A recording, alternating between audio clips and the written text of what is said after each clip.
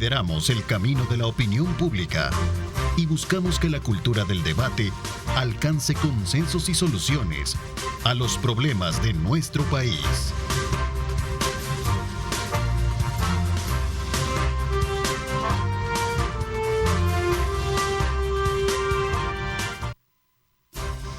¿Qué tal? Buenos días, El Salvador, ¿cómo están? Qué placer enorme saludarle. Gracias una vez más por estar con nosotros a esta hora del día.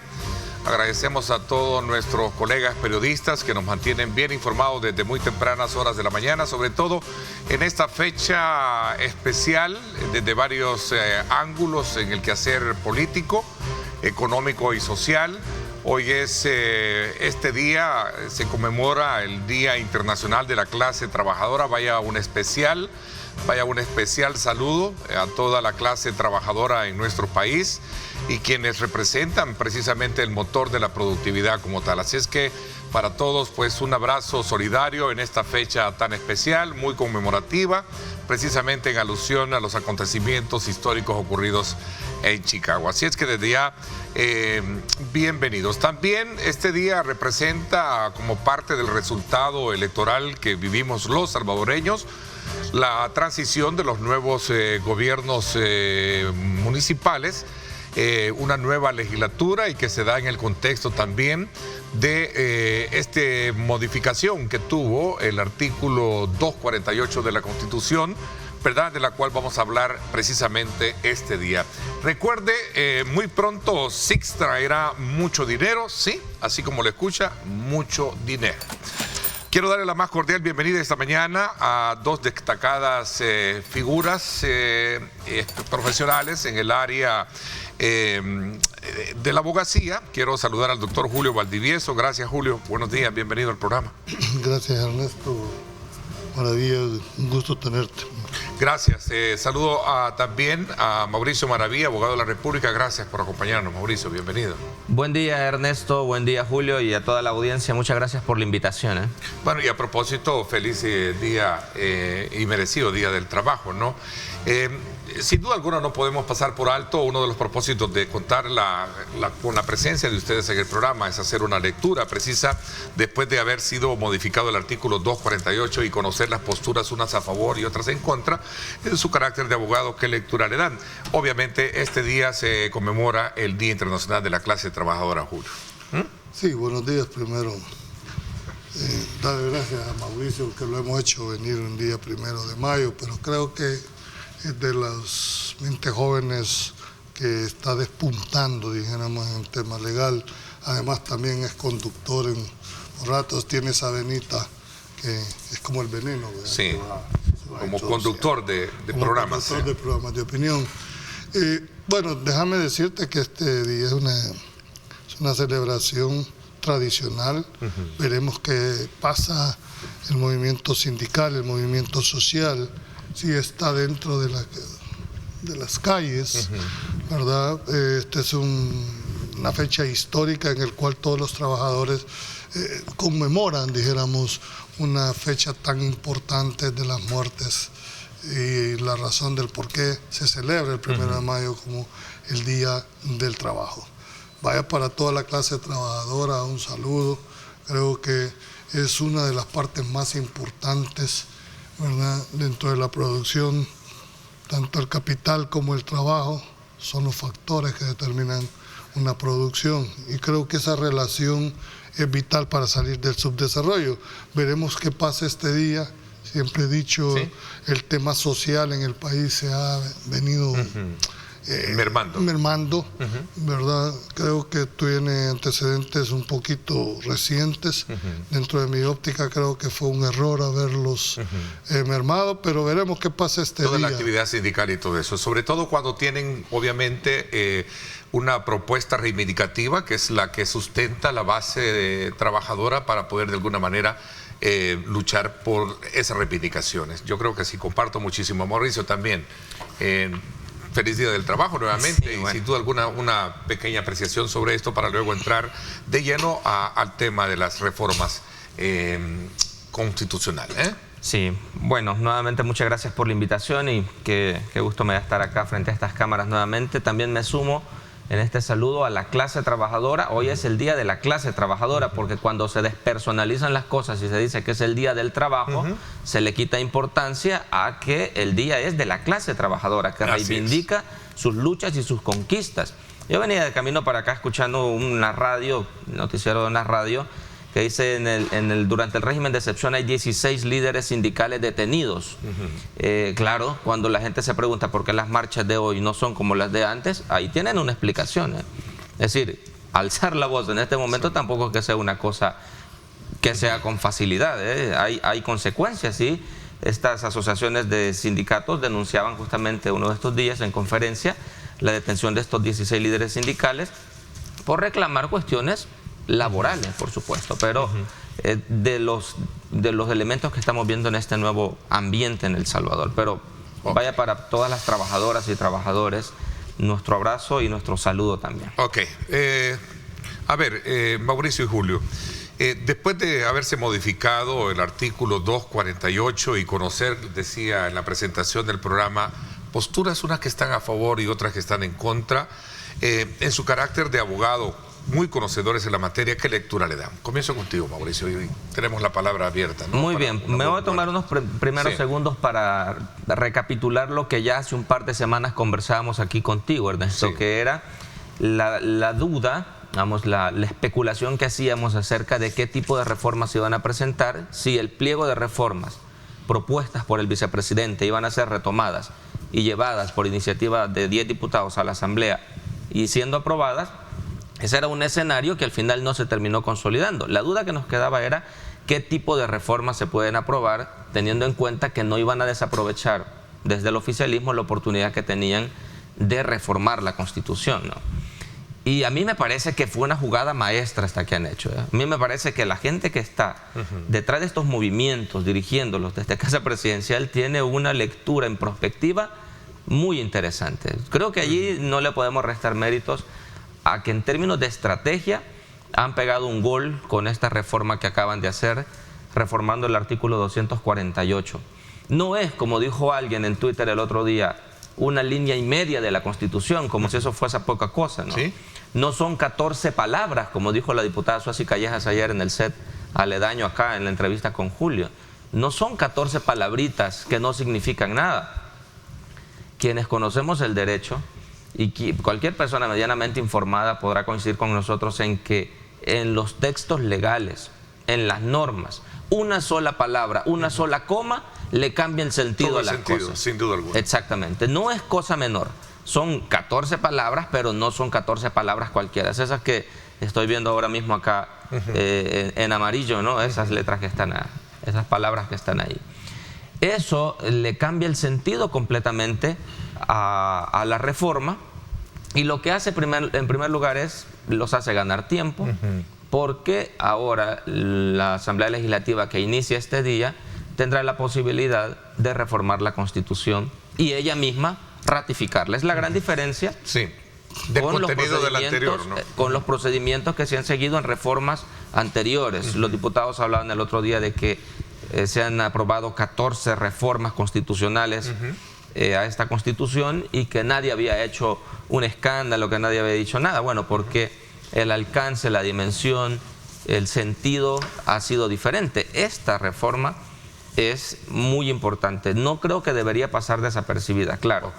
Es un tema que se debate acá, pero me pregunto yo si la gente en las calles está pensando en este tema de las reformas constitucionales o en qué sentido lo toma, ¿no? Pero como apuntes preliminares quiero decir eso. Ok, Julio, vamos a ver.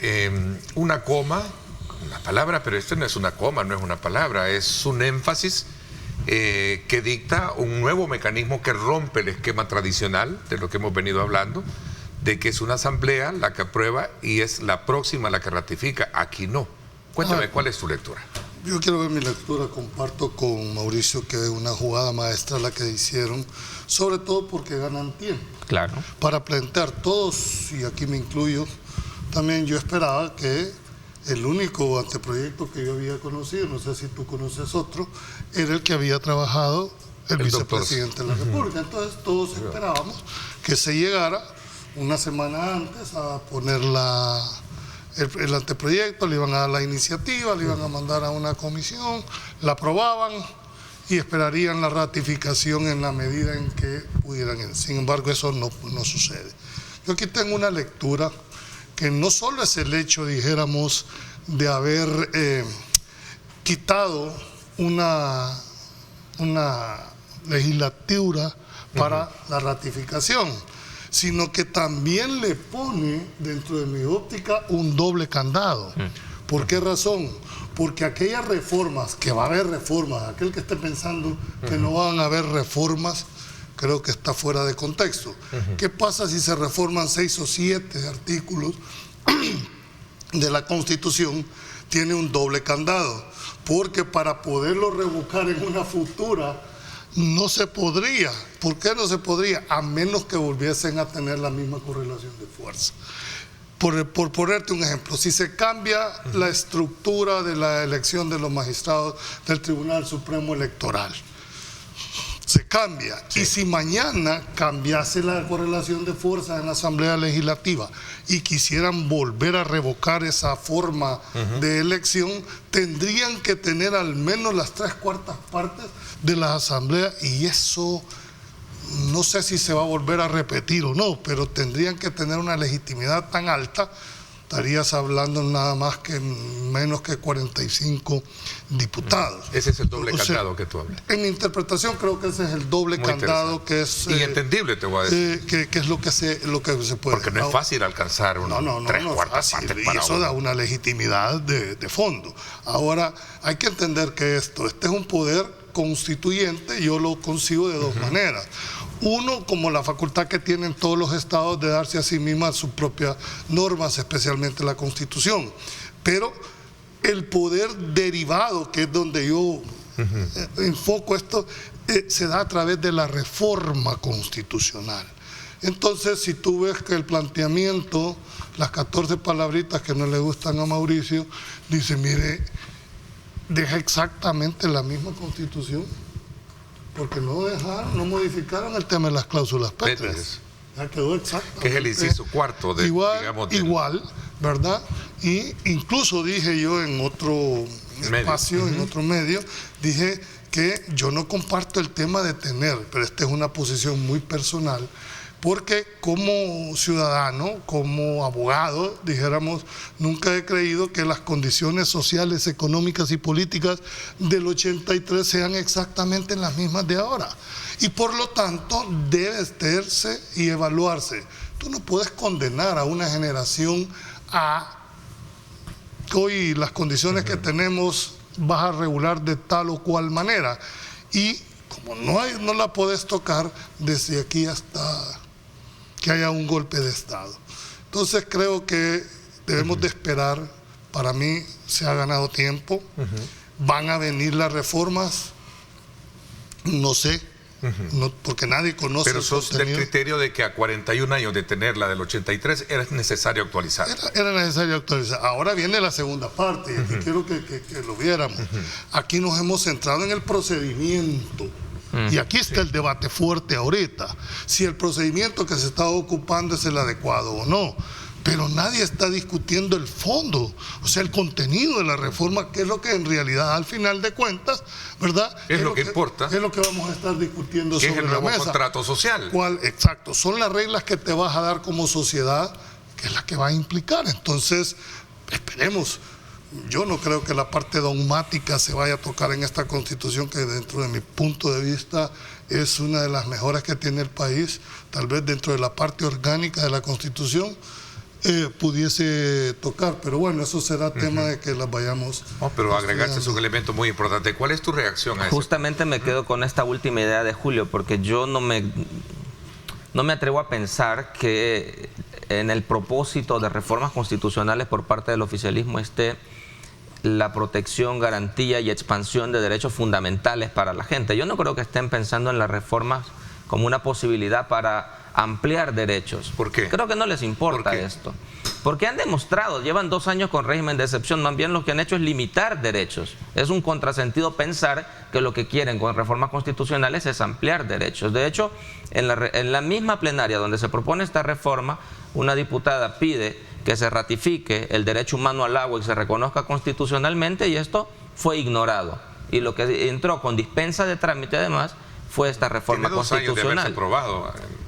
Claro, pero es lo que digo, ¿no? No llevo yo, digamos, mucha dificultad al pensar que no es esa la intención. Más bien, creo que las intenciones en las reformas constitucionales están encaminadas a trastocar la parte orgánica, el diseño institucional que la Constitución establece para el Estado, con el afán de garantizar el poder y la concentración de poder todavía mayor que la que ya se tiene, ¿no? Es decir, que creo que por allí va el propósito.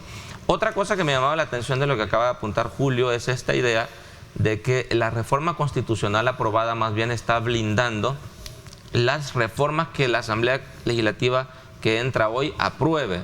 Es decir, esta Asamblea Legislativa tendrá la posibilidad de reformar la Constitución como quiera, de un día para otro si lo quiere.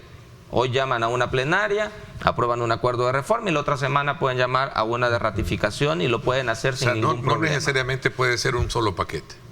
No, pueden ser reformas que vayan encaminándose de acuerdo a las coyunturas, de acuerdo a lo que vayan necesitando, porque así funcionan también.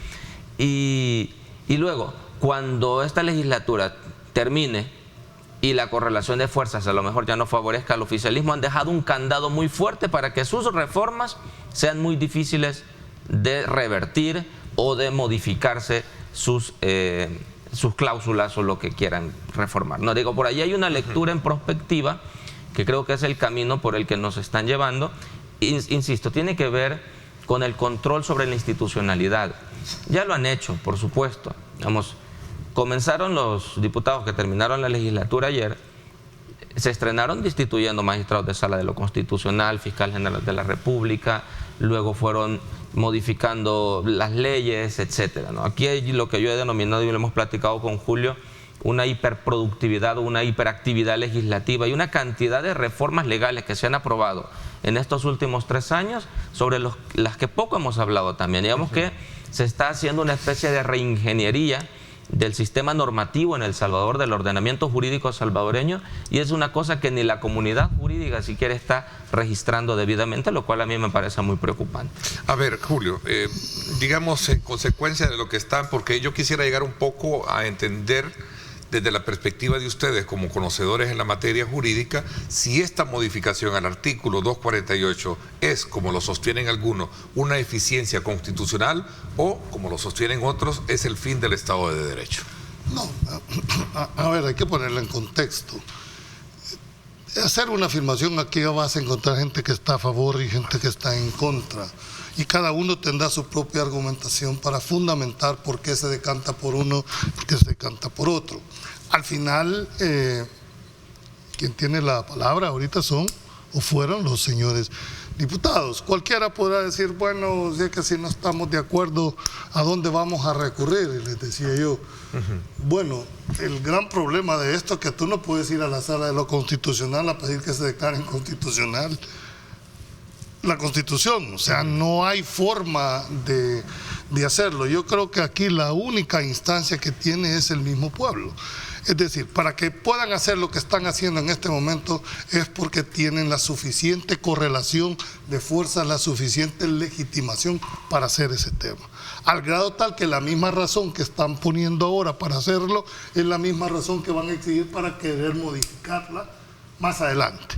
Por ejemplo, ¿qué pasa si se modificara el artículo de la detención provisional y se pasara de las 72 horas a 15 días? A 15 días, una reforma constitucional.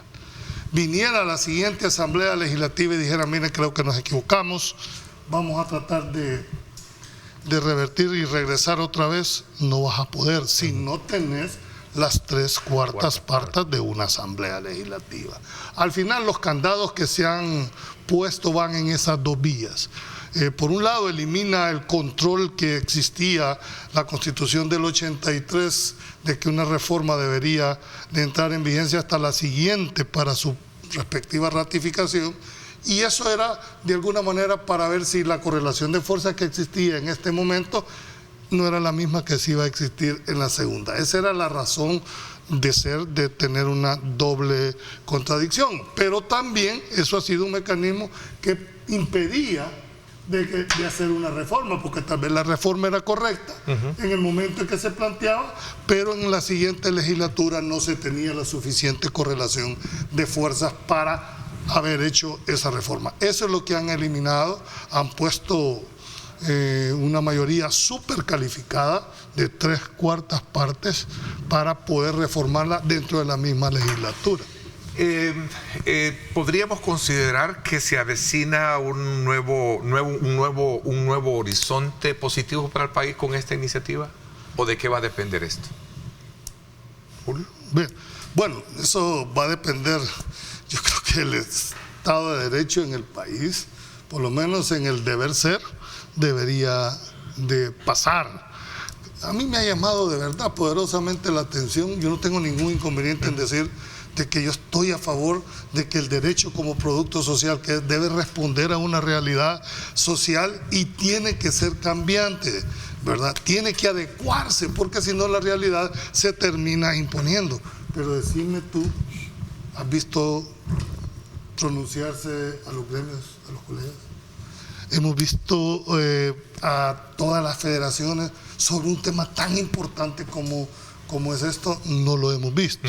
Sin embargo, yo no tengo ningún impedimento en decir de que llegó el momento de poner sobre la mesa ya las reformas constitucionales. ¿Qué país queremos? A ver, en ese mismo sentido. Sí, bueno, estoy pensando hay una canción de una banda cubana que se llama Buena Fe, que dice que al mundo no lo va a podrir la gente mala, sino la que se dice buena pero no hace nada.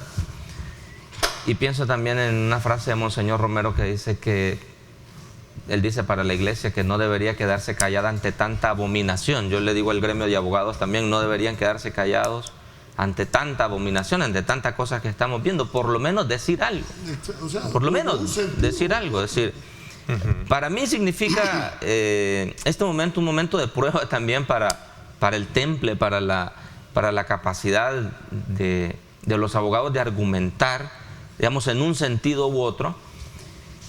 Lamento que el proceso de reformas constitucionales no tenga la característica que debería tener, ser discutido ampliamente y que el fondo de la reforma sea un pacto, digamos, que se exprese en un texto constitucional.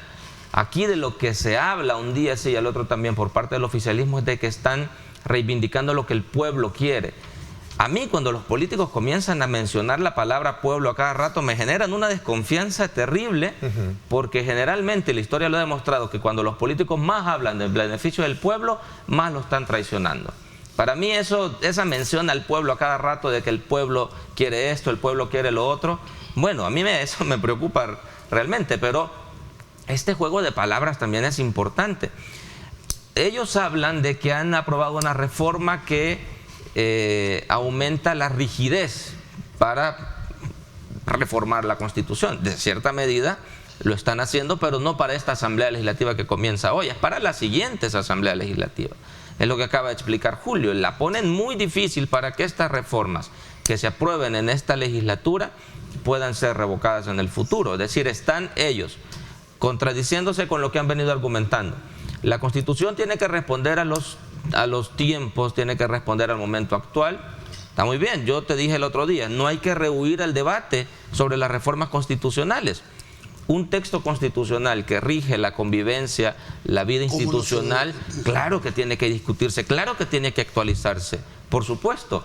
El asunto es que ellos están pensando que si la correlación de fuerzas en el futuro no les favorece, ellos han dejado una rigidez para esas futuras legislaturas. Es decir, hay una contradicción también entre lo que se dice y lo que se hace. Por eso que creo que el gremio de abogados debería estar diciendo estas cosas. Pero vaya, no tengo mucha confianza, insisto, en que estas reformas que se van a aprobar en este periodo tengan que ver con la ampliación de derechos. Y cito antecedentes. Esta Asamblea Legislativa ha tenido correlación de fuerzas, han tenido las mayorías que han querido y no fueron capaces de impulsar una reforma tributaria que corrigiera los grandes problemas estructurales de este país. O sea, ¿no auguras que es para bien? No, de para lo que mí puede venir? no tengo mucha esperanza de eso, francamente. O te acompañas del verso de la crítica que recibe la oposición al decir de que lo que buscan son otros intereses.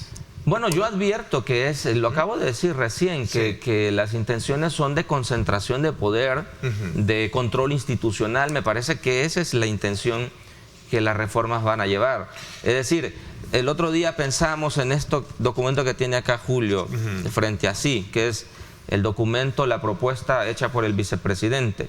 Cuando uno la revisa hay ciertas cosas que uno dice, bueno, esto está muy interesante. Cuando se habla de la propiedad privada en función social y amigable con el medio ambiente, uno dice, caramba, una reforma de este tipo está muy bien.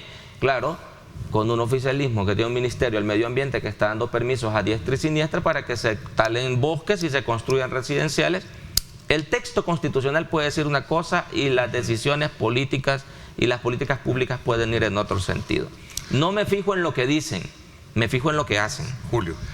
Ahora, es cierto cuando planteamos de que es un doble candado, ¿verdad? Pero también dejaron vivo el otro procedimiento, es decir, que si no les alcanza las 3/4 partes para hacerlo dentro de la misma legislatura, tendría que esperar la ratificación de la segunda. Eso quedó vivo. No sé si tienen ahí producción los comparativos, los dos. Las dos ahí está.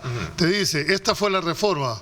Para que tal reforma pueda ser decretada y ratificada, ¿verdad? Ahí está la anterior. Sí, decretarse debe ser ratificada por la siguiente asamblea con el voto de los 2/3. Pero en la que ya pongan ahora la que dice la reforma que fue aprobada. Veamos. Ahí está. Ahí la tenés. Dice, para que tal reforma pueda ser decretada, deberá ser ratificada en la siguiente con los 2/3 de los diputados electos, o por la misma asamblea si tienen las 3/4. Es decir, hay dos formas de poder modificar la Constitución. La primera es que se acuerda con 10, se aprueba con mayoría y se ratifica con 2/3 en la siguiente asamblea legislativa. La excepción que pone para que la pueda hacer una misma asamblea es que contes con la suficiente legitimidad que tenga las 3/4 partes. Hablar de 3/4 partes, no estás hablando de 5 centavos. Entonces tienen los dos mecanismos, ¿verdad? Sí digo, tiene un doble candado. Yo hubiese incluso esperado un poquito en cuanto al tema de las cláusulas pétreas, pero eso va a ser objeto de discusión. Y finalmente solo te quisiera decir, yo creo que nos hemos enfiscado en el tema del procedimiento. No sé si se va a ratificar o no hoy, porque tienen desde aquí hasta el último del otro mayo para ratificar la reforma. Veremos si este día la ratifican para que entren en vigencia o van a empezar a dar. Creo que el país entra en este momento a ser un espectador de cuáles van a ser el fondo de esta nueva visión, y es qué artículos vamos a tocar. A eso voy. ¿Qué temas deberían de abordarse? Voy a hacer una pausa porque me gustaría, una vez que ustedes han desmembrado muy bien, ¿verdad? He interpretado qué es lo que ha sucedido, es decir, ya nos queda bien claro qué es lo que se ha aprobado, ¿verdad? En todo caso es el portón, es abrir el portillo para poder entrar ya a abordar reformas desde otro mecanismo al que estábamos acostumbrados una visión. El día de ayer, ¿no? Y digo el día de ayer porque hasta ayer llegó el día, ¿verdad? La anterior redacción. Voy a la pausa, no me cambie, regresamos. Recuerde, muy pronto Six traerá mucho dinero, así como lo escuchas, sí, mucho dinero. Vamos a la pausa y regresamos.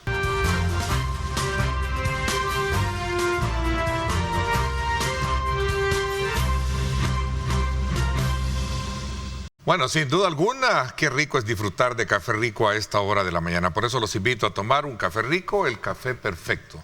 Continuamos nuestra conversación esta mañana con los abogados Julio Valdivieso y Mauricio Maravilla. Decía que una vez dada esa explicación, que me parece muy interesante, la forma en cómo ustedes nos describen esa, no sé si es más la palabra o menos, esa jugada de poder articular, bien, estructurar un artículo en pocas palabras y dejar claro de que tienen la oportunidad esta legislatura de poder hacer las enmiendas y poder en el futuro ser ratificadas siempre y cuando existan las condiciones favorables de una correlación de fuerza de 3/4 partes, que no es tan fácil obtenerla, digamos, para cualquiera. Los tiempos en políticas cambian, ¿no? Pero después de eso, yo creo que aquí viene también la esencia del análisis de ustedes. ¿Qué es lo que se debe abordar y tocar de ahora en adelante? ¿Bajo qué esquema? Vamos a ver, Mauricio. Sí, ahí es donde están los énfasis. Creo que es en donde debería contarse con una amplia participación de todos los sectores.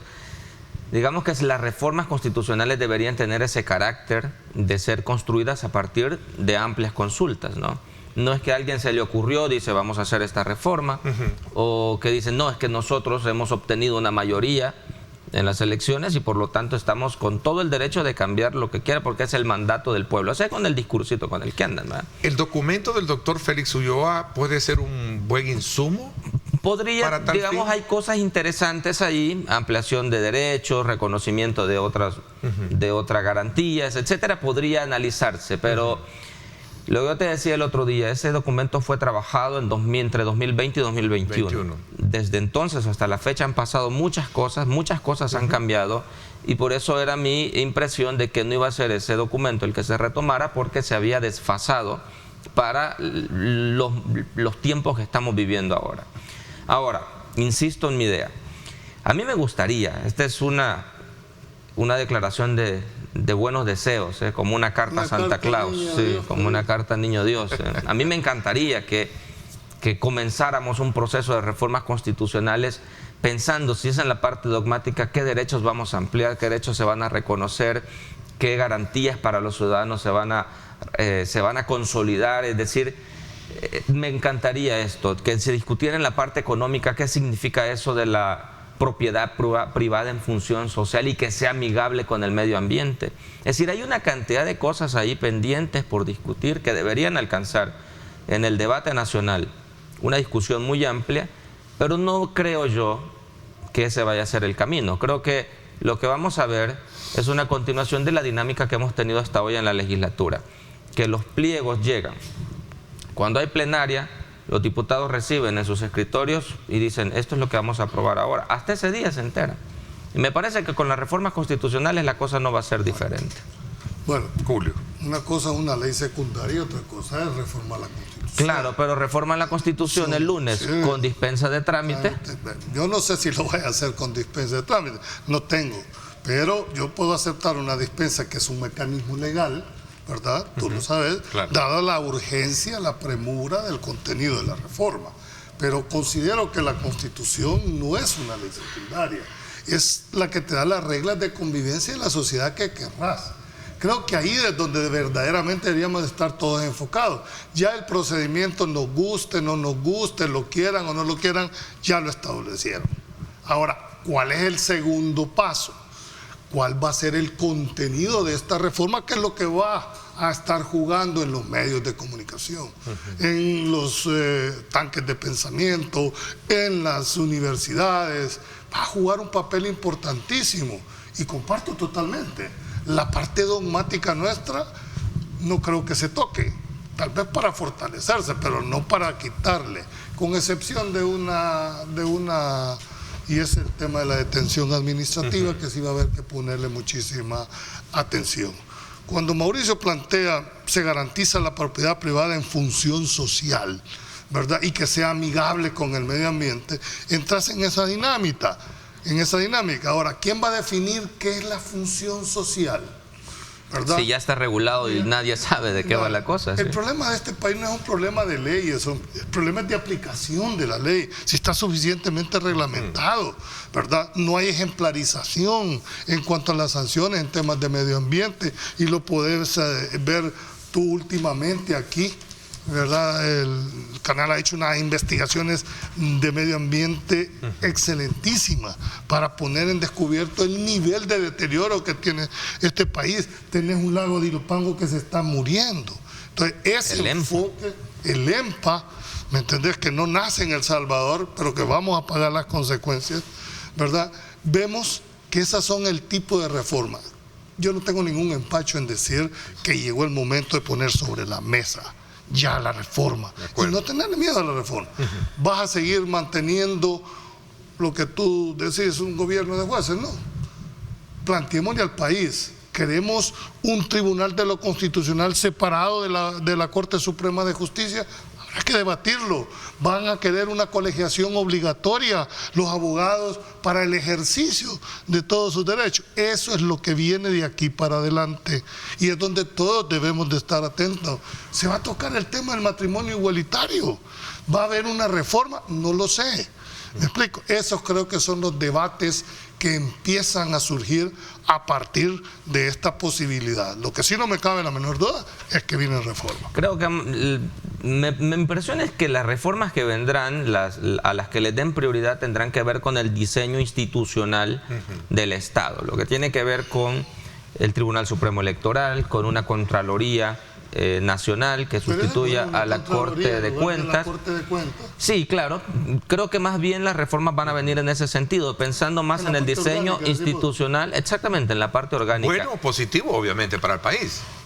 Siempre y cuando se haga, exacto, sí, pero sí. Claro, porque aquí lo que el asunto es, por ejemplo, en el Tribunal Supremo Electoral. Sí.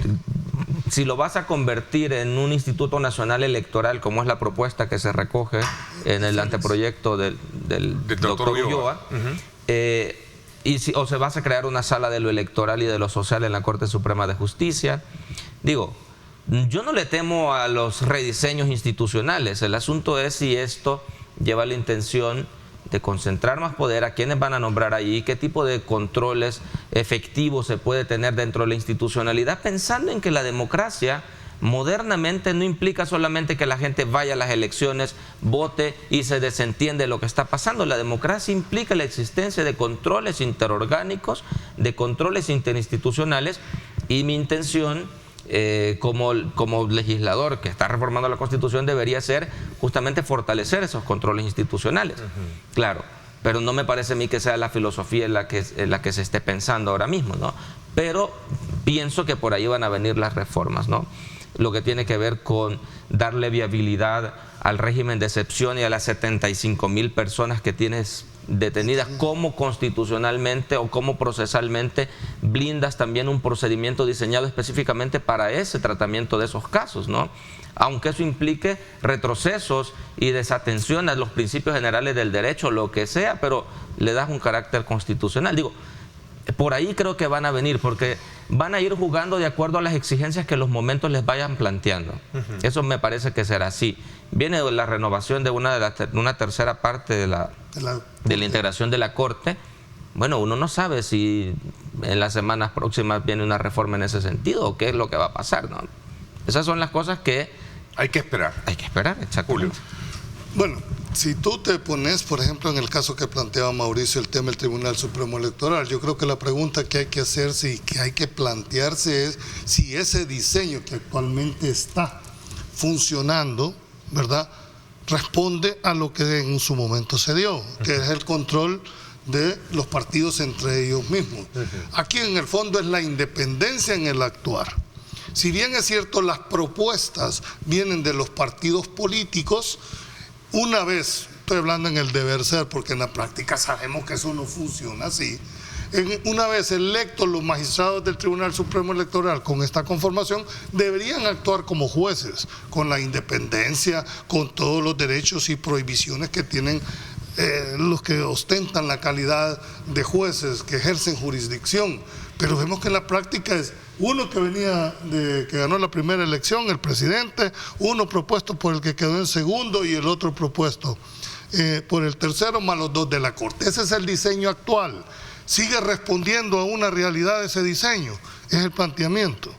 ¿Cuál va a ser ahora el mecanismo para esa elección? Si eso tiene que ser para mejorar, uno, la independencia, dos, los perfiles Por supuesto que si una vez, yo creo que tienen que reflexionar muchísimo en que los que van a ostentar estos cargos tengan el porte, tengan el talante, la trayectoria, no solo para tomar las decisiones, sino para sostenerlas y defenderlas. Entonces hay que ver, creo que sería demasiado tiempo especular, ¿verdad? ¿Sobre qué? Mauricio olfatea, dice, creo que es por lo que sabemos, por aquí nos vamos a ir. Ojalá podamos tener, yo no creo que sea un trabajo como el que hizo el doctor Ulloa. El doctor Ulloa, como que aquí están las 219 reformas y aquí las dejamos y las van a estudiar. Creo que van ahí sí comparto, se van a ir adecuando dependiendo del momento y la coyuntura que se vaya. ¿La población está consciente de lo que se ha hecho? Un poco para entender la dimensión que implica trastocar el tema de la Constitución de la República, Julio.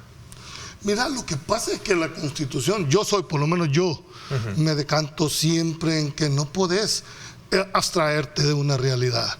Esta Constitución de 1983, que dicho sea de paso, las 13 constituciones que este país ha tenido, las ha tenido productos de golpes de Estado. Es decir, donde ha habido un rompimiento constitucional. Entonces se llama una constituyente para darse esa nueva constitución, esas nuevas reglas de convivencia, el contrato social que muchos le llaman. Ahora se va a plantear una de las primeras reformas o de la reforma en periodo de paz. No hay rompimiento constitucional. Eso es interesante saber cómo se va a plantear, cómo se va a abordar, porque Mauricio sabe de que todas las que hemos tenido desde que somos república han precedido de un golpe de Estado. Las últimas que a mí me viene a la mente, la de 1950, esa constitución que es de corte socialista, así la catalogaron muchos porque consagraba los primeros derechos sociales para los trabajadores, el principio de igualdad de salario, etcétera, etcétera. La previsión social nace ahí también. Nace sí. en esa constitución, le dan golpe de Estado, se retoma en la de 1962, que dicho sea de paso, en ese momento, si el alemán no me falla, creo que la prohibición en el 152 actual era que no podían ser presidentes de la República. Así establecía esa constitución. En el 83, producto del golpe de Estado, ya no hay una prohibición hacia el presidente, sino que no podrán ser candidatos. Entonces hay una situación. Pero ¿cuál es el fondo? Que todo ha habido rompimiento constitucional, donde no hay nada. Se convoca a la constituyente para darse esas reglas del juego. Aquí, y esa es mi interpretación, es que se empieza a hacer dentro de la óptica el poder derivado, que es a través de la reforma. Y ojo, la reforma puede ser total o puede ser parcial. Los diputados tienen una papa caliente, perdona el término un poco elocuente, ¿no? Urbano. Y digo caliente por el hecho de que así como nos podemos quemar, también podemos saborear una buena papa, ¿no? Sí, es que el problema, creo yo, del ejercicio del poder es que quienes están en el ejercicio de un cargo público, quienes ejercen ese poder de decisión, son inmediatistas. Están pensando en los próximos 3 años, 4 años, 5 años a lo sumo. No se dan cuenta del lío en el que nos están metiendo, como pensar en que una constitución del 83 tenga que mantenerse tal cual durante 40 años. ¿No te garantiza a ti como ciudadano? ¿No te garantiza? ¿A cuenta de qué? ¿Y a cuenta de qué? Unas reformas constitucionales aprobadas en esta legislatura tienen que mantenerse en el tiempo durante 20, 25 años. Digo, pensar de manera inmediatista porque tú necesitas aferrarte al poder. Como dice George Orwell en la novela 1984, sabemos que nadie se adueña nunca del poder con la intención de cederlo. Piensan de manera inmediatista, dicen, ¿de qué forma yo garantizo mi continuidad, los blindajes, mi control excesivo del poder, que no haya consecuencias a mis abusos? Bueno, rediseñemos esto, ya luego va a ver cómo se resuelve esto, pero nosotros nos habremos ido. ¿Es tu parecer, nos dejan un lío. Julio, mira, ¿es tu parecer o ves que hay una amplitud más? Díganme una sola persona que llegue al poder y no lo quiera. Claro. Sí, por eso cité yo a George Orwell. Bueno, ¿cuál es el objeto de estar en una lucha política? Es alcanzar el poder y ejercer el poder. Esa es la visión de los partidos políticos. No hay sentido que vos compitas y decir, no, es que competimos simplemente por la patria. ¿Por qué hay eso? No. El instituto político, cuando entra al juego, es para alcanzar el poder y hacer las transformaciones que ellos tienen. Por eso es que hay límites al poder, porque está siempre ese gusanito en cada uno de hacerlo. Decime, todos los que han pasado aquí, no todos han querido perpetuarse en el poder, pues, pero hay límites. Y eso creo que son los ojos, los oídos que debemos de tener todos los ciudadanos para establecer reglas. Yo siempre he creído que estamos en un periodo de transición a un país de regla. Y tomo como ejemplo los Estados Unidos, Mauricio. Te puedes imaginar un país con más de 500 millones de personas que no se cumplan las reglas. ¿Cómo podías controlar eso? Yo no acepto aquí cuando te dicen, es que allá son más cultos que nosotros. No, señor, el problema no está ahí. El problema está en la efectividad. Anda, pasate un semáforo vos a Estados Unidos a ver qué tal te pasa. Pero la misma persona viene a El Salvador y tiene un comportamiento totalmente diferente. Entonces creo que esa migración a respetar la ley, a que no haya selectividad de la justicia en este país, por supuesto que todos aspiramos a eso. Ojalá veremos la reforma. Bueno, el tiempo se nos está yendo lastimosamente para poder... Pero esta es la primera, digamos como esta es la consecuencia primaria de lo que primariamente se ha hecho modificando el artículo 248, ¿no? Digo, animar el discurso, porque van a venir más elementos de juicio, como ustedes muy bien sitúan. Hay que ver el fondo, que es lo que viene, para ir poco a poco debatiendo el punto, ¿cierto? Exacto, creo que por ahí va la cosa, que este es un debate en desarrollo, digamos, es una cosa a la que deberíamos estarle prestando atención. Yo me voy a quedar con una idea nomás. La gente tiene que entender que el poder está en ellos, justamente. Y el problema aquí es que nosotros funcionamos con una democracia delegativa. La gente vota y dice, esa es mi única participación política. Me desentiendo 3 años y luego los políticos que hagan lo que quieran, y mi única oportunidad de cambiar esto va a ser en la próxima elección. Pienso en las palabras magisterio y ministerio. Magisterio es sugiere algo grande, una labor importante. Ministerio mínimo es una cosa pequeñita, ¿eh? Los ministros, digo ministros, pero puede ser diputados, alcaldes, los que comienzan hoy, el propio presidente, solo tienen un poder delegado, un poder temporal que se terminará. Deberían ejercerlo pensando en eso, claro. Esto es, con esto cierro la carta al niño Dios, ¿no? Pensando en lo positivo, pensando en las cosas que me gustaría a mí ver. No es lo que estoy viendo, pero me gustaría verlo.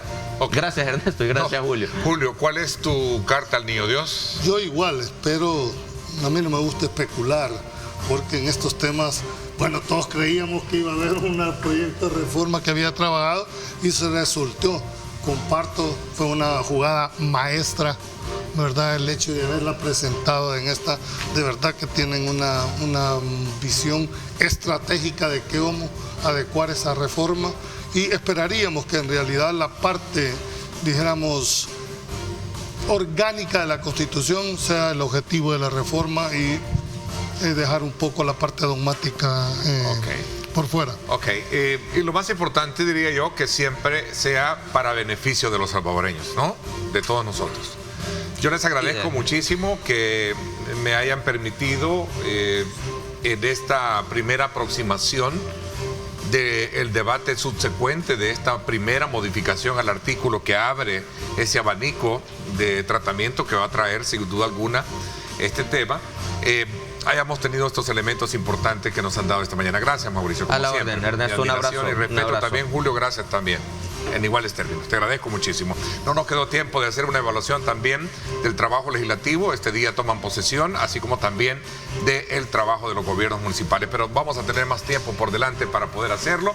Sin duda alguna no podemos perder de vista que este día es una fecha muy conmemorativa para la clase trabajadora. El ministro de Trabajo viene también a darnos una evaluación del trabajo que se ha hecho desde la instancia que él preside, Rolando Castro. Si es que nos vamos a la pausa, 7:24 minutos. Gracias por estar con nosotros.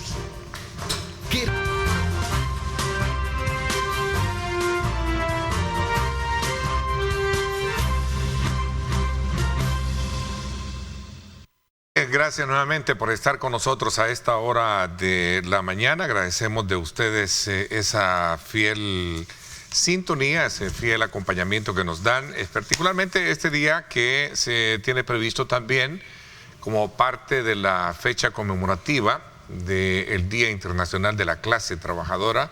Varias organizaciones sindicales, organizaciones sociales van a efectuar recorridos o marchas precisamente para anunciar todas las plataformas reivindicativas que vamos a estar conociendo con los reportes que nos hagan nuestros equipos de prensa que están desde luego ya integrados en las diferentes arterias para podernos informar más adelante. Mientras tanto, en este mismo contexto de esta conmemoración, hemos invitado al ministro de Trabajo, Rolando Castro, para hacer una valoración de toda la política que se ha hecho a favor de la clase trabajadora. Ministro, gracias por acompañarnos. No, muchas gracias, Neto, siempre un placer compartir contigo y con toda tu teleaudiencia.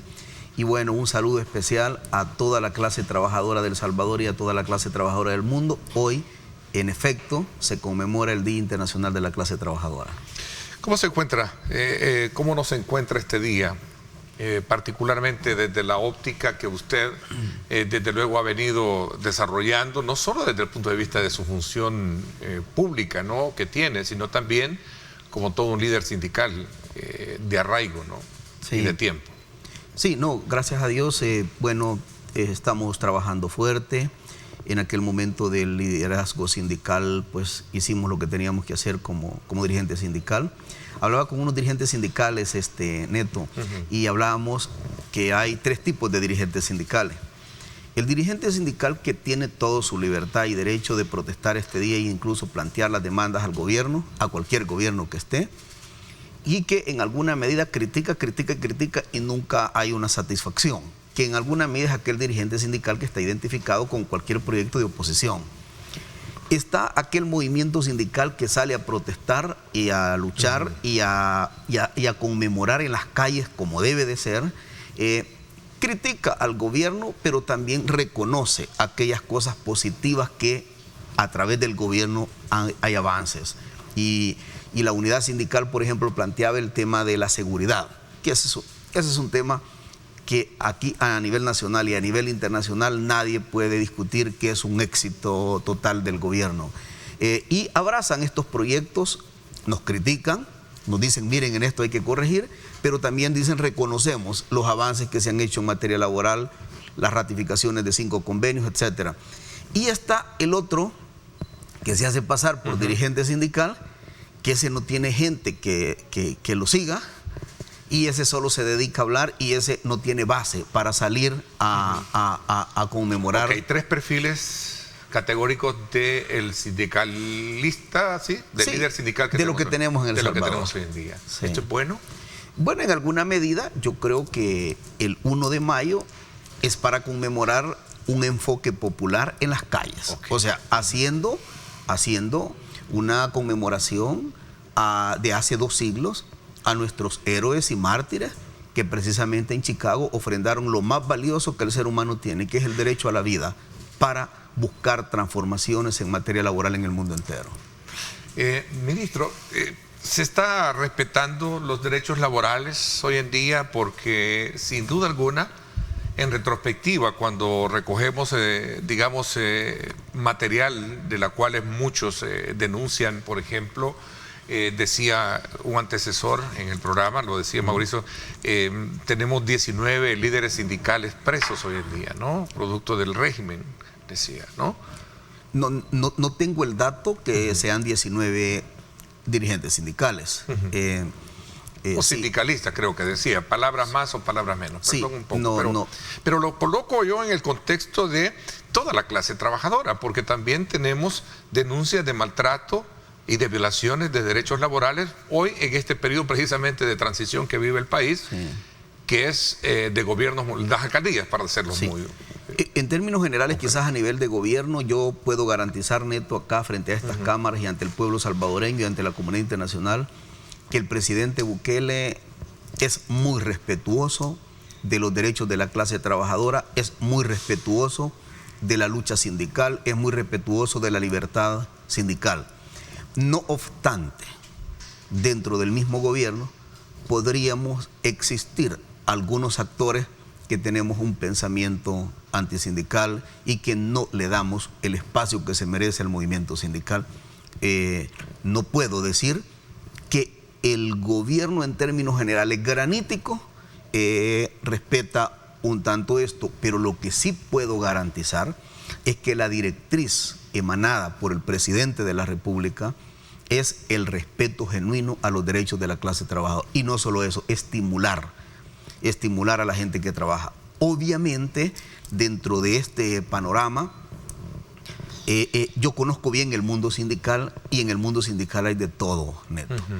Aquí hay mercenarios haciéndose pasar por dirigentes sindicales que nunca llegan a trabajar, que se toman todo el tiempo del mundo. Bueno, hay un personaje que dice, me dijo un director que tiene 3 años de no presentarse a trabajar y en el contrato colectivo no tiene la figura de la cláusula del tiempo completo. Entonces, y también hay dirigentes sindicales muy genuinos. Ahora, a nivel de alcaldía ha sido otro escenario.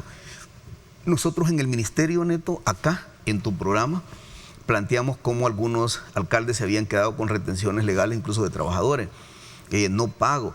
Hoy, este día que se está haciendo transición, hay alcaldías que tienen incluso 3 meses y 4 meses de no pagar salarios a trabajadores. Estamos hablando de no pagar salarios a trabajadores. 3, 4 meses. Este momento están recibiendo las nuevas autoridades y las nuevas autoridades les trasladan ese problema. Entonces, pero eso es un delito, ¿por qué no se ha resuelto eso? Nosotros ya tenemos... Aquí tenemos, digamos, también alcaldes presos precisamente por eso, por retener. Sí, nosotros ya tenemos documentos bien sustentados e incluso algunos hemos hecho del conocimiento ya a Fiscalía y otros que están en proceso para hacerle el informe ya, el aviso a Fiscalía, pero hay alcaldes y alcaldesas de todos los partidos políticos que han violado contundentemente los derechos de la clase trabajadora y que hoy esperamos que estos alcaldes que están entrando no sigan esa accionar porque van a terminar al igual que muchos de ellos que están terminando. ¿Hay medidas específicas ¿Qué tipo de medidas, por ejemplo? Bueno, primero hay que dejar claro que la ley clara y categóricamente dice, Neto, que los cargos de confianza son potestad del alcalde o alcaldesa que llegue. Eso no hay ningún problema. Que estamos hablando que hoy los alcaldes arman su pequeño gabinete, digamos, sus cargos gerenciales, estratégicos. En eso no hay problema. Un gerente llega y tiene que estar claro que va por 3 años. Y cualquier alcalde o alcaldesa tiene todo el derecho de tomar esas decisiones. Pero no puede bajar más allá de lo que la ley dice, la ley de la carrera administrativa municipal, que es clara y categórica, donde dice que solo los cargos de confianza. De ahí no puede. En estos casos que los tenemos documentados, estos casos, Neto, van directo a la Fiscalía. Estos casos van directo a la Fiscalía y tenemos una Fiscalía que no tolera ese tipo de accionar. Ahora, de estos hay casos ya debidamente, no sé si es la palabra correcta, judicializados, sí, pero también denunciados. Sí, no, ya están en manos del Ministerio. Del Ministerio Público, algunos ya están en manos de Fiscalía, otros se los estamos haciendo llegar en estos días porque se trata de tener toda la documentación, los respaldos para no hacer... Y no dudo que el señor fiscal en estos casos ha sido muy contundente en proteger también los derechos de los trabajadores. No sé si me dicen que ya tenemos también en este momento en el cual estamos hablando de esta conmemoración del Día Internacional de la Clase Trabajadora, a nuestros equipos que están dando cobertura y acompañamiento precisamente de marchas que se han generado. Me voy a ir, ministro, a conocer un poco cómo está esta actividad con nuestro colega periodista Porfirio Mercado. Buenos días, Porfirio, cuéntame un poquito, ¿dónde estás y cuál es el panorama? Hola, ¿qué tal? Buenos días, Ernesto, y también a tu invitado. Precisamente estamos sobre la calle San Antonio Abad, en el redondel El Torogoz, donde ya se ha concentrado buena parte de las organizaciones laborales que van a partir en una marcha hacia la zona del redondel México. Precisamente ya desde temprano, como lo reiteramos y como pueden ver, amigos televidentes, hay concentración acá de las diferentes organizaciones que, reiteramos, van a participar en esta actividad conmemorativa del Día Internacional de la Clase Trabajadora. Reiteramos, es una marcha que ha sido organizada por la Unidad Sindical Salvadoreña y que también se han unido otras organizaciones laborales, pero vamos a conversar brevemente con don Jaime Ábalos, él es de la Federación Sindical, precisamente, ¿qué los motiva a participar? Bueno, este día es un día muy importante para la clase trabajadora, es el Día Internacional de la Clase Trabajadora, pero sobre todo lo que remarca este día y lo hace importante es que conmemoramos la gesta heroica de los mártires de Chicago, que dieron la primera batalla y ofrendaron su vida por una jornada laboral de 8 horas. 8 horas de trabajo, 8 horas de descanso, 8 horas de recreación. Por eso se peleó. Entonces, hoy en día sabemos que en nuestro país aún sigue habiendo una deuda histórica en relación a esa jornada laboral de 8 horas en las empresas de seguridad, empresas de limpieza, que siguen los empresarios sin comprender que el trabajador debe descansar lo suficiente también para poder hacer un mejor trabajo. Por otro lado, también estamos este día motivados por la agenda nuestra sindical. Estamos pidiendo al presidente Nayib Bukele una reforma de pensiones integral que permite elevar al 70% la tasa de reemplazo que recibe el trabajador a la hora de su pensión. Número 2, estamos pidiendo que se incremente el salario mínimo por lo menos a $500, ya que el costo de la vida y los productos de la canasta básica han incrementado considerablemente. Y además, para que el salario y el aumento no sea por gusto o sea inútil, como dice la gente, que de una vez también se regule los productos de la canasta básica, para que ese aumento sí mejore las condiciones de los trabajadores.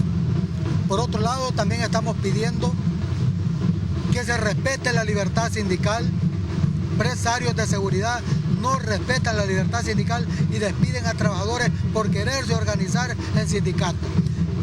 También estamos pidiéndole al gobierno salvadoreño, al presidente Nayib Bukele, que se active nuevamente las posibilidades de negociación de contratos colectivos dentro de todas las instituciones del Estado y dentro de las empresas privadas que no quieren cumplir con el convenio 98 que establece la negociación colectiva y el 154 de la OIT. Entonces, y el Código de Trabajo ya le establece también la negociación de contratos colectivos desde el artículo 270 y siguiente.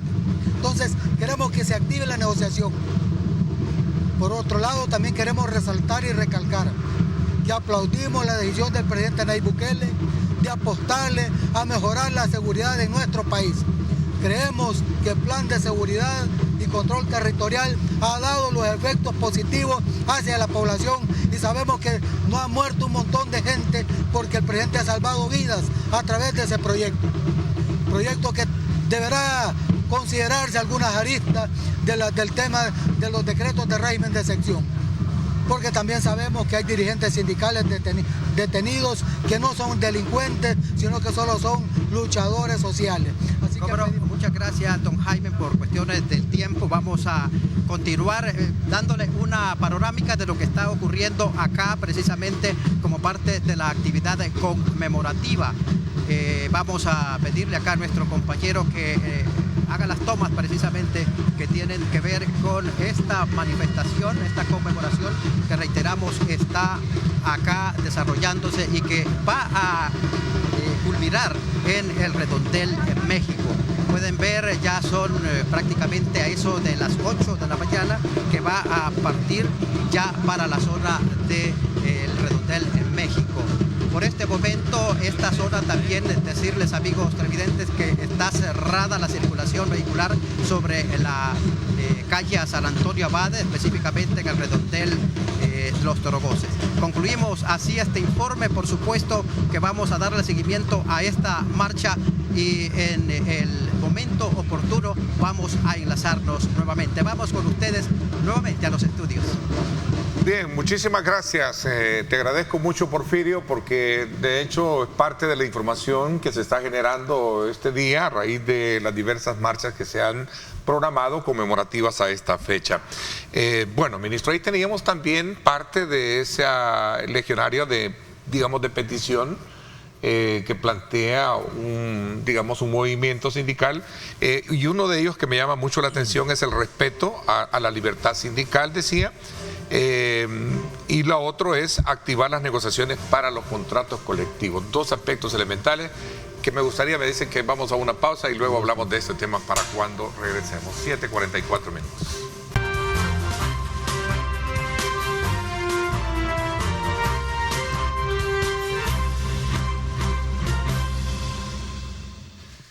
Bueno, gracias nuevamente por estar con nosotros, ministro. Activar las negociaciones para el contrato colectivo es parte de una de las peticiones que se da en este contexto de un sector sindical, y sobre todo también el respeto a la libertad sindical en el país. Dos aspectos elementales que recojo de otros elementos que plantea esa agenda. Sí, lo que estoy diciendo, o sea, un gobierno no es perfecto y hay algunos impases, hay acciones aisladas, pero eso, digamos, no representa como el planteamiento institucional que el presidente ha instruido. Y el presidente ha instruido que se respete mucho el tema de la libertad sindical, que se respete la organización como tal, y ha también instruido que deben de respetarse los derechos elementales de la clase trabajadora. Obviamente, yo he sido un fiel defensor de los trabajadores en mi mundo sindical, pero también es cierto que a veces hay trabajadores, por ejemplo, que en la función pública hay que elevar un poco, o sea, para uno exigir sus derechos también hay que cumplir con sus deberes. Y de repente en la función pública el concepto de burocracia es bastante complejo, y en alguna medida a veces no hay un buen trato, digamos, a usuarios, y ahí se toman algunas decisiones que a veces son criticadas por los sindicatos. Pero un gobierno está por ver la colectividad de una sociedad.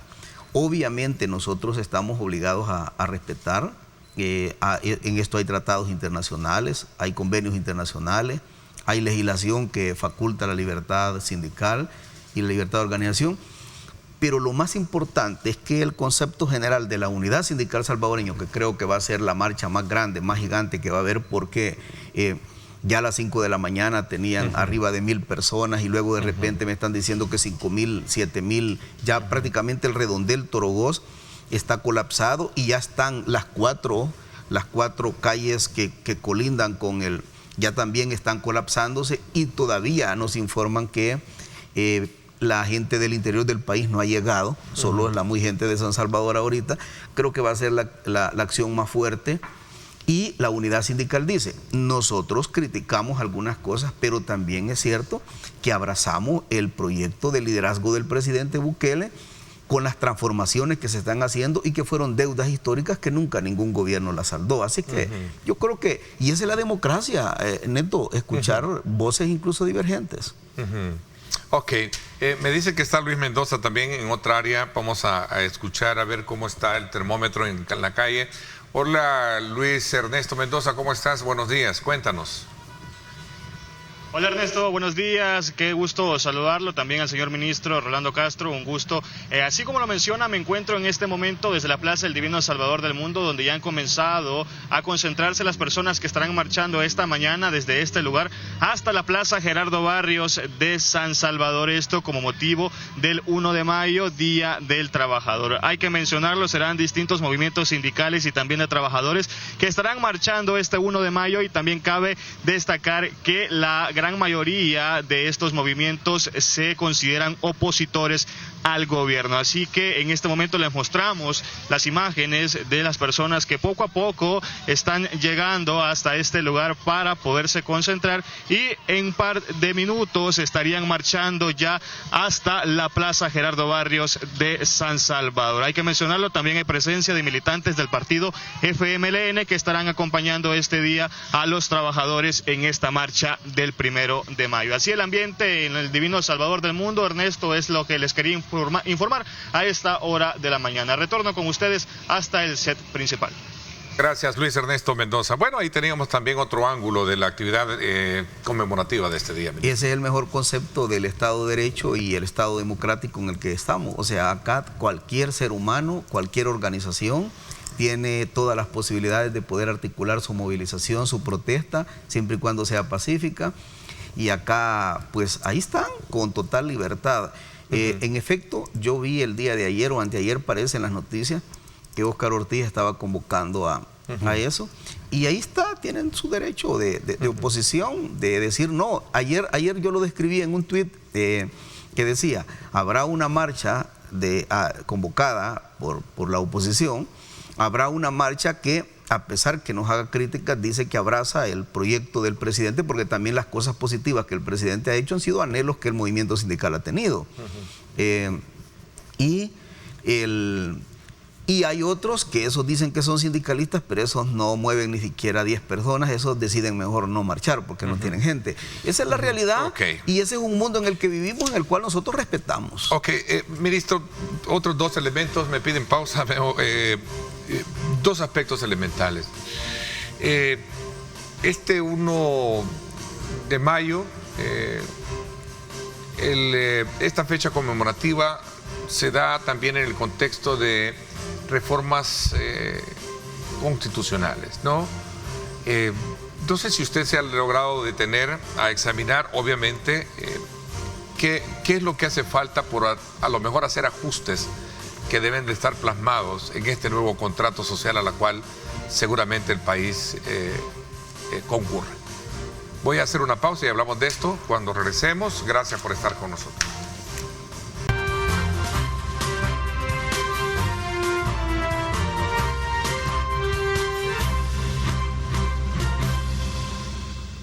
Bien, gracias nuevamente por estar con nosotros. En estos minutos que nos quedan, ministro, ¿cuál es su expectativa con relación al tema de la reforma constitucional y qué se puede lograr a partir de esta nueva intención que existe para poder hacer un nuevo contrato social en el país? Sí. O actualizarlo, diría yo. No sé. Esto hay que dejarlo claro, no es un tema que me compete y que tengo expertise, pero yo creo que desde la lucha sindical siempre nosotros planteamos que la herramienta jurídica llamada Constitución de la República y Código de Trabajo eran dos actores que deberían actualizarse, deberían modernizarse.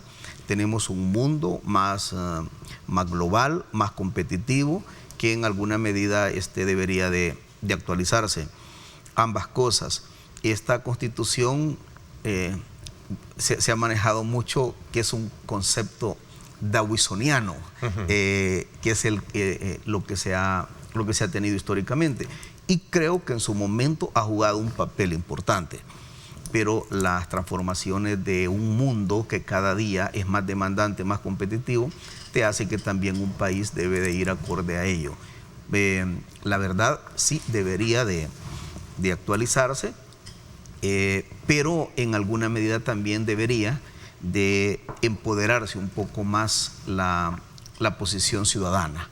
Y hay que ver qué mecanismos también se construyen para que la población tenga más participación, quizás de forma directa, en estos procesos.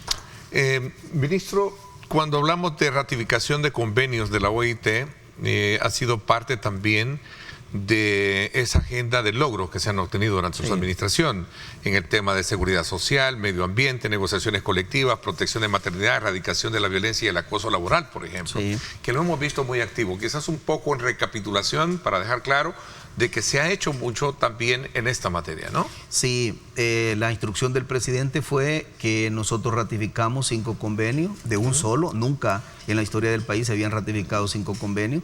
Y esto en alguna medida para empoderar más los derechos genuinos de la clase trabajadora.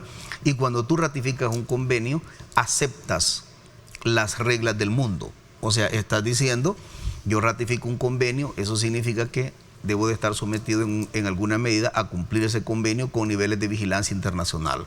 O sea, que muy pocos gobiernos firman convenios. El principal país que no firma convenios es Estados Unidos.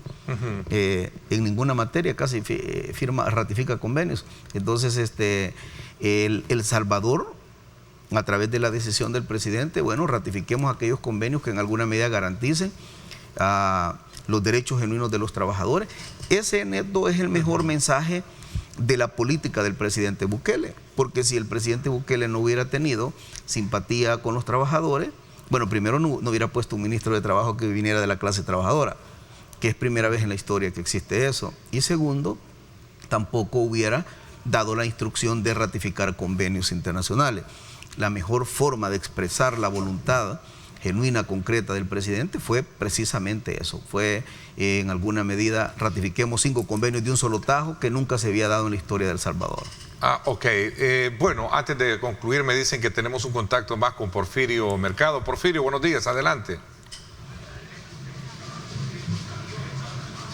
Buenos días, nuevamente compañeros en el estudio. Estamos en la concentración de la Unidad Sindical Salvadoreña y precisamente vamos a conversar con Edwin Cortés de la Unidad Sindical Salvadoreña, que está participando precisamente en esta marcha en conmemoración del Día Internacional de la Clase Trabajadora. ¿Qué los motiva a participar, a organizar esta marcha? Bueno, a 138 años de la masacre de los mártires de Chicago, este día tenemos alrededor de 18,000 trabajadores concentrados en este precioso lugar con destino a la Plaza México por 3 razones. Uno, para acompañar y resaltar esa visión de país, esa visión en pro de la clase trabajadora, de pueblo salvadoreño que tiene nuestro presidente Nayib Bukele. Pero por otro lado también hacer énfasis en los desafíos que tiene la clase trabajadora, porque hay funcionarios que contrarrestan con esa visión de país que tiene el presidente Nayib Bukele. Sabemos que hay muchos funcionarios que han criminalizado la libertad sindical, no existe diálogo social con la clase trabajadora.